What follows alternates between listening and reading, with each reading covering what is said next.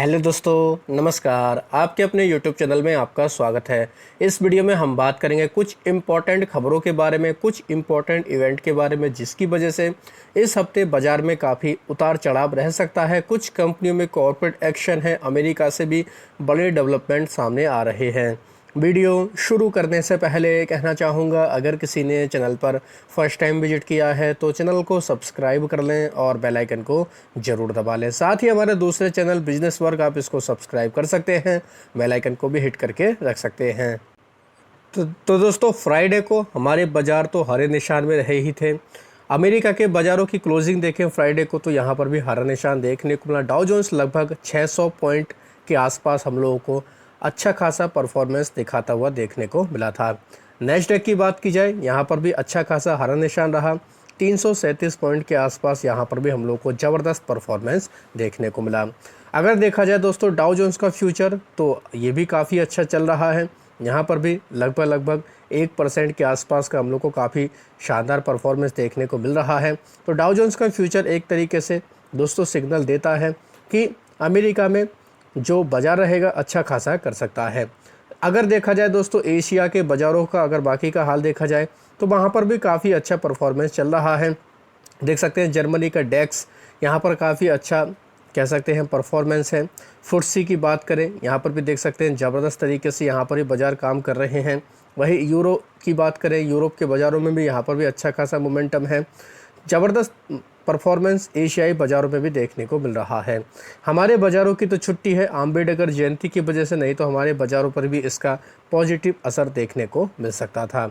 लेकिन हमारे बाज़ार खुलेंगे कल, तो कल हमारे बाज़ारों पर असर रहेगा। लेकिन उससे पहले अगर गिफ्ट निफ्टी देखा जाए तो गिफ्ट निफ्टी पॉजिटिव हमें देखने को मिल रहा है। लगभग 280 पॉइंट के आसपास यहाँ पर ये हरा सिग्नल इंडिकेट कर रहा है। तो ये कुछ इम्पोर्टेंट दोस्तों सिग्नल हैं जो कहीं ना कहीं एक अनुमान लगाया जा सकता है कि बाज़ार हरे निशान में रह सकते हैं।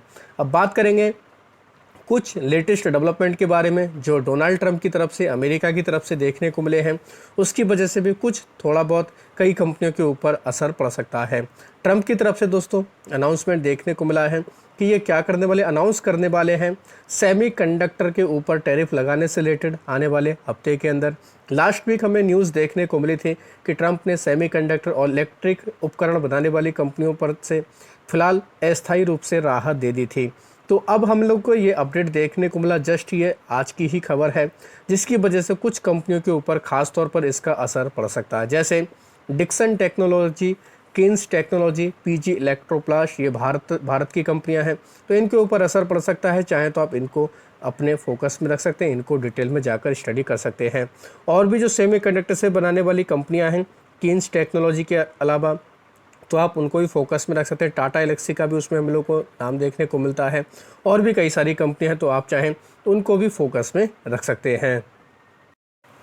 इनके अलावा दोस्तों आपको पता ही है रिजल्ट का सीज़न शुरू हो चुका है, तो रिजल्ट भी कई सारी कंपनियों के देखने को मिलेंगे जो पूरे हफ्ते बाज़ार को काफ़ी वॉलेटाइल कर सकते हैं। लेकिन हमारा बाज़ार इस बार काफ़ी छोटा ट्रेडिंग सेशन रहेगा, क्योंकि मंडे की तो ऑलरेडी छुट्टी हो चुकी है अम्बेडकर जयंती की वजह से। फ्राइडे को भी दोस्तों गुड फ्राइडे की वजह से हम लोगों को छुट्टी देखने को मिलेगी। तो यानी कि मंगल, बुध, बृहस्पति, यही 3 दिन दोस्तों बाज़ार चलने वाले हैं। सैटरडे संडे तो ऑलरेडी छुट्टी होती ही है, तो काफ़ी छोटा हम लोग को दोस्तों ये हफ्ता देखने को मिलेगा। तो कंपनियों के रिजल्ट आएंगे, खास तौर पर देखा जाए इन्फोसिस, विप्रो। बैंकों में देखा जाए बड़े बैंक जो दिग्गज company HDFC bank, ICICI bank. Insurance company में देखें तो एचडीएफसी लाइफ, इनके रिजल्ट हमें देखने को मिलेंगे। इनके अलावा HDFC AMC, ICICI Lombard general insurance, ICICI prudential life insurance, Tata Elxsi, Mastek, IREDA, इनके नतीजे आएंगे। एंजल वन के भी नतीजे हमें देखने को मिलेंगे। वारी renewable technology, Indo solar, Mahindra EPC irrigation, network 18 media और यस बैंक के नंबर हम लोगों को इस हफ्ते देखने को मिल जाएंगे। हालांकि जो टीसीएस के नंबर आए थे उस हिसाब के नंबर नहीं थे, इतने तोड़फोड़ नंबर नहीं थे, क्योंकि मार्केट काफ़ी अनुमान लगा कर बैठा था। अनुमान से भी कमज़ोर हम लोग को दोस्तों नंबर देखने को मिले थे। टैरिफ डेवलपमेंट तो दोस्तों आप लोग को पता ही दिया है। 90 दिनों का जो रोक लगाई थी टैरिफ के ऊपर, वो तो लास्ट वीक की ही खबर थी, उसका रिएक्शन तो ऑलरेडी आ चुका है।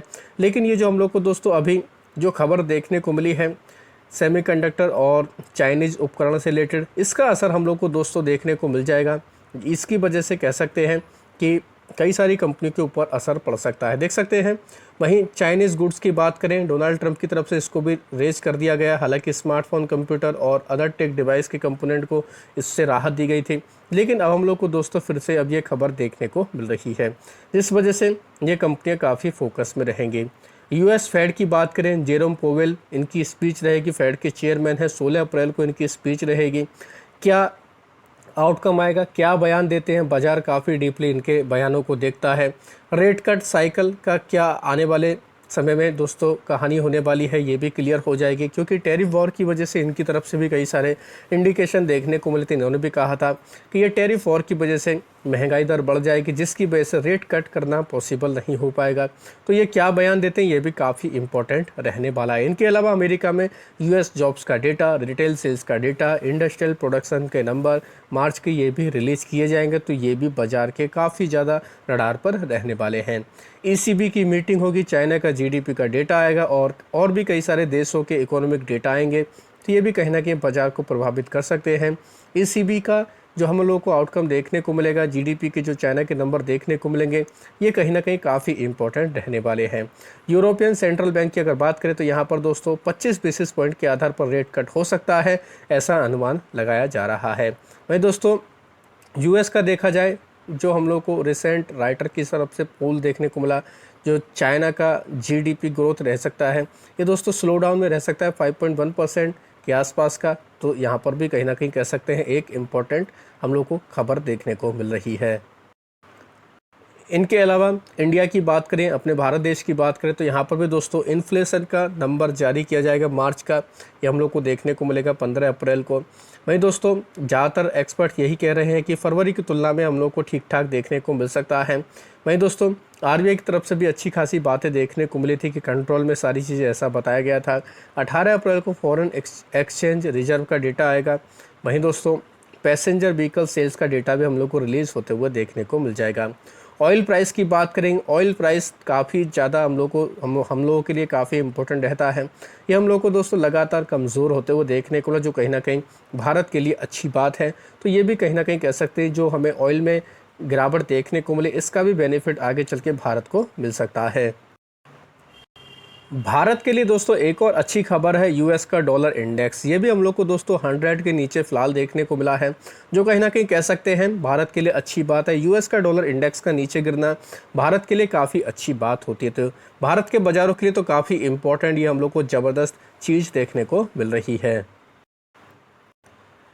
FIIs DIIs की अगर एक्टिविटीज़ की बात करी जाए, ट्रंप का जो टैरिफ वॉर देखने को मिला है, इसकी वजह से 34,642 करोड़ के आसपास पैसा निकाला है FIIs की तरफ से। वहीं देखा जाए DIIs ने बाज़ार को हालांकि सपोर्ट करने की कोशिश की है। 27,588 करोड़ इन्होंने डाला है दोस्तों बाज़ारों में, तो कहीं ना कहीं कह सकते हैं ये भी भारत के लिए एक इम्पॉर्टेंट अपडेट है। इनके अलावा कई सारी कंपनियों में कॉर्पोरेट एक्शन भी रहेगा, जैसे कपिल राज फाइनेंस, इसमें स्प्लिट रहेगा। 10 रुपये की फेस वैल्यू को 1 रुपये के फेस वैल्यू में स्प्लिट करेंगे। 15 अप्रैल इसकी हमें एक्स डेट देखने को मिल रही है। इनके अलावा एक में फिनट्रेड, इसमें भी स्प्लिट है, 10 की फेस वैल्यू को 1 में स्प्लिट करेंगे। 17 अप्रैल इसकी एक्स डेट है। बाकी कंपनियां जैसे सनोफी कंज्यूमर हेल्थ केयर, इसमें 55 रुपये का डिविडेंड है। तो ये कंपनियां भी काफ़ी ज़्यादा खबरों की वजह से फोकस में देखने को मिल जाएंगी। तो आप चाहें इन सभी खबरों को डिटेल में जाकर स्टडी कर सकते हैं, उसके बाद अपनी रणनीति बना सकते हैं। तो आशा करता हूं दोस्तों आपको ये वीडियो अच्छा लगा होगा। वीडियो अगर पसंद आया तो चैनल को सब्सक्राइब कर लें, बेल आइकन को दबा लें, ज़्यादा से ज़्यादा लोगों में शेयर करें। धन्यवाद दोस्तों, बाय बाय।